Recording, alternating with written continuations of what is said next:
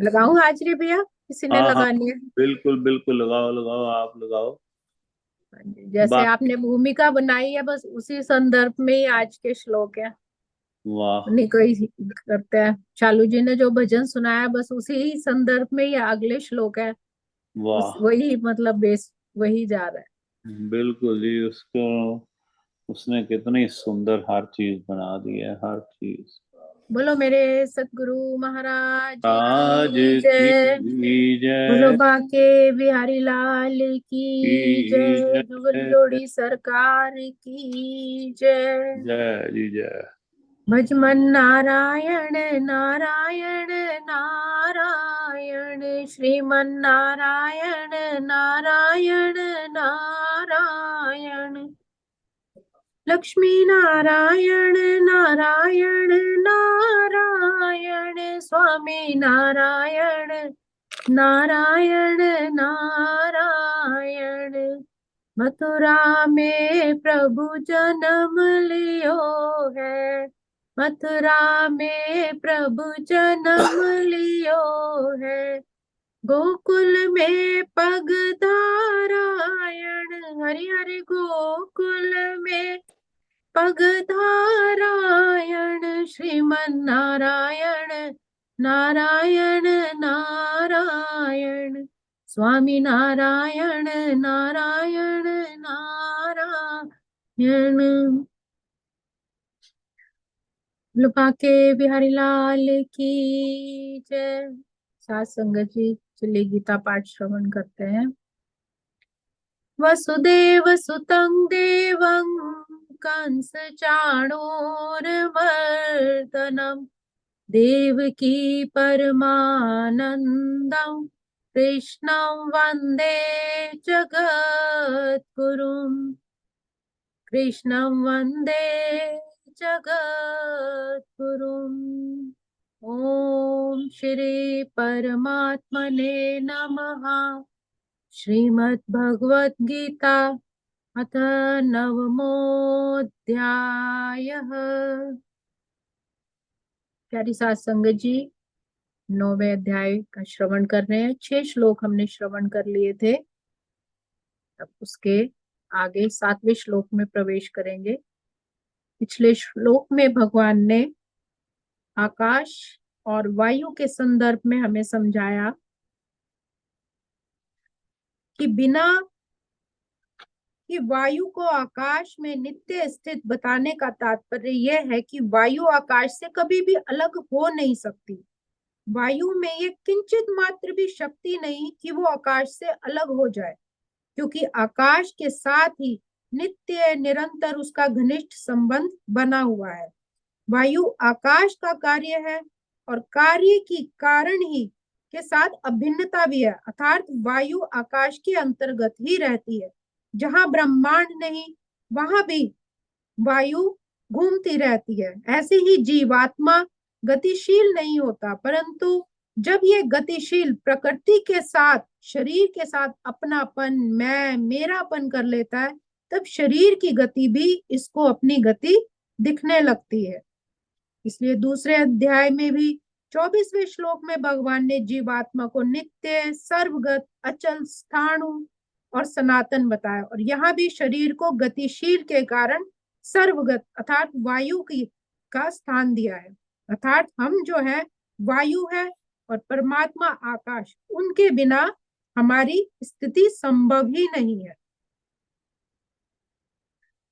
तो जहां जहां आकाश है वही वायु का स्थान है। जैसे वायु आकाश से ही उत्पन्न होती है और आकाश में स्थित रहती है, आकाश में ही लीन हो जाती है। आकाश को छोड़कर वायु का कोई स्वतंत्र सत्ता ही नहीं है। ऐसे ही संपूर्ण प्राणी भगवान से ही उत्पन्न होते हैं, भगवान में ही स्थित रहते हैं और भगवान में ही फिर लीन हो जाते हैं। भगवान को छोड़कर, उस परम पिता को छोड़कर किसी भी प्राणी की स्वतंत्र सत्ता ही नहीं है। तो ये बात दृढ़ता से स्वीकार कर लेनी चाहिए कि मैं मेरापन जैसा कुछ भी नहीं है, सब कुछ उस परम पिता परमेश्वर भगवान का ही है। और इस वास्तविक तत्व का अनुभव धीरे धीरे मनुष्य को तब होता है जब वो अध्यात्म की ओर बढ़कर उस परमात्मा की ओर बढ़ता है। अब अगला श्लोक, श्लोक क्रमांक 7। सर्वभूतानि कौन्तेय प्रकृतिं यान्ति मामिकाम् कल्पक्षये पुनस्तानि कल्पादो विसृजाम्यहम्। इस श्लोक में भगवान अपने मुखारविंद से कह रहे हैं कि सर्वभूतानि मतलब संपूर्ण पृथ्वी पर जितने भी, मतलब भूत ग्राम या भूत कहा गया है क्योंकि ये शरीर नश्वर है, तो जितने भी प्राणी है, सर्वभूतानि, हे कुंती पुत्र, कल्प का अंत होने पर सारे प्राणी मेरी ही प्रकृति में प्रवेश करते हैं और अन्य कल्प के प्रारंभ होने पर मैं अपनी शक्ति से पुनः उन्हें उत्पन्न करता हूँ। अर्थात कहने का भाव है कि इस विराट भौतिक अभिव्यक्ति का सृजन, पालन और संहार पूर्णतः भगवान की परम इच्छा पर ही निर्भर करता है। कल्पक्षय का अर्थ है कि ब्रह्मा जी की मृत्यु होने पर, ब्रह्मा जी का 100 वर्ष, ब्रह्मा जी जो है 100 वर्ष जीवित रहते हैं और उनका एक दिन हमारे 4 अरब 30 करोड़ वर्षों के बराबर है और रात्रि भी इतने ही वर्षों की होती है। तो ब्रह्मा जी के एक महीने में ऐसे 30 दिन 20 रातें, अर्थात ऐसे 100 वर्ष जब ब्रह्मा जी की मृत्यु होती है तब प्रलय होता है, और जिसका अर्थ है कि भगवान द्वारा प्रकट शक्ति पुनः सिमटकर उन्हीं में ही चली जाती है। अर्थात जब ब्रह्मा जी की मृत्यु होती है 100 वर्ष, मतलब हमारे अगर 4 अरब 30 करोड़ वर्ष हो जाएंगे तो वो ब्रह्मा जी की इतने ही वर्ष होती है और इतनी ही मृत्यु, मतलब उनका जीवन होता है, इतनी रात और इतनी ही दिन होती है। जब उनकी 100 वर्ष की आयु हो जाती है पूरी, तब प्रलय आती है और सारी की सारी सृष्टि सिमटकर उस सच्चिदानंद परम पिता परमेश्वर में ही विलीन हो जाती है। और महासर्ग के आदि में उनके परिपक्व कर्मों का फल देकर उनको शुद्ध करने के लिए मैं फिर उनके शरीर की रचना करता हूँ। कल्पादो कहा है कि जब ब्रह्मा जी फिर पुनः प्रकट होते हैं, उसको महासर्ग कहा गया है कि जब फिर महासर्ग आता है। कल्पादो मतलब ब्रह्मा जी जब 100 वर्ष के विलीन होने के बाद जब पुनः सृष्टि का निर्माण होता है, तब परिपक्व कर्मों का फल देकर उनको शुद्ध करने के लिए मैं उनके शरीरों की, अर्थात संपूर्ण सृष्टि की, मानव जाति की, सबकी रचना करता हूँ। रचना उन्हीं प्राणियों की करता हूँ जो प्रकृति के परिवश हुए हैं। जैसे मकान का निर्माण तो किया जाता है पर वो धीरे धीरे स्वतः ही गिर जाता है, ऐसे ही सृष्टि की रचना तो भगवान करते हैं परंतु प्रलय स्वतः ही होता चला जाता है। अगर हम ये संसार, ये सृष्टि का माने तो ये परमात्मा की तो बनाई हुई है, ये शरीर भी सृष्टि भी, लेकिन एक समय आता है जब धीरे धीरे सृष्टि का भी ह्रास होता है, अर्थात धीरे धीरे समाप्त हो जाती है।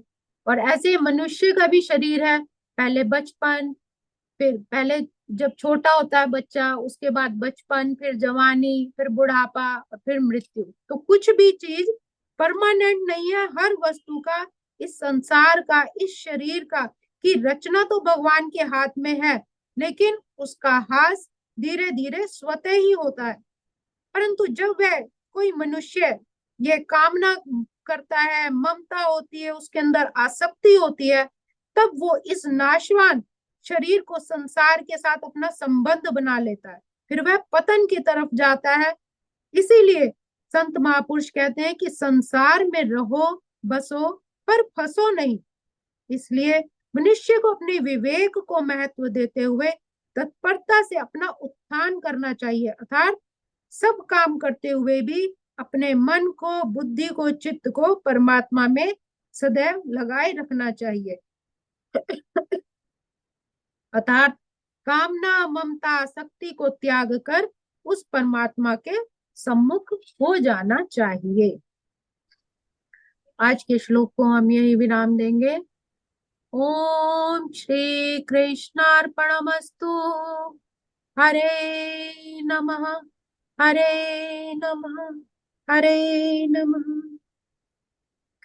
श्रीमन नारायण नारायण नारायण, भव से तारायण तारायण तारायण, स्वामी नारायण नारायण नारायण, श्रीमन नारायण नारायण नारायण, भव से तारायण तारायण तारायण। बोलो मोर मुकुट बंसी वाले की जय, सतगुरु जय महाराज की जय। जय जय, बहुत सुंदर, वाह जी वाह। Thank you. ये अच्छा करते हैं भी, जो पहले कल का सारांश भी ले लेते हैं जो पिछली बार जो पढ़ा होता है, ताकि जो किसी ने मिस किया हो या वैसे भी रिवाइज हो जाता है ना, जैसे स्कूलों में ऐसा बताते हैं, कॉलेज में, क्लास में, तो बहुत अच्छी बात है। गॉड ब्लेस यू, खुश रहो संगीता। तो मासी जी जुड़ गए। मासी प्रणाम आपके चरणों में।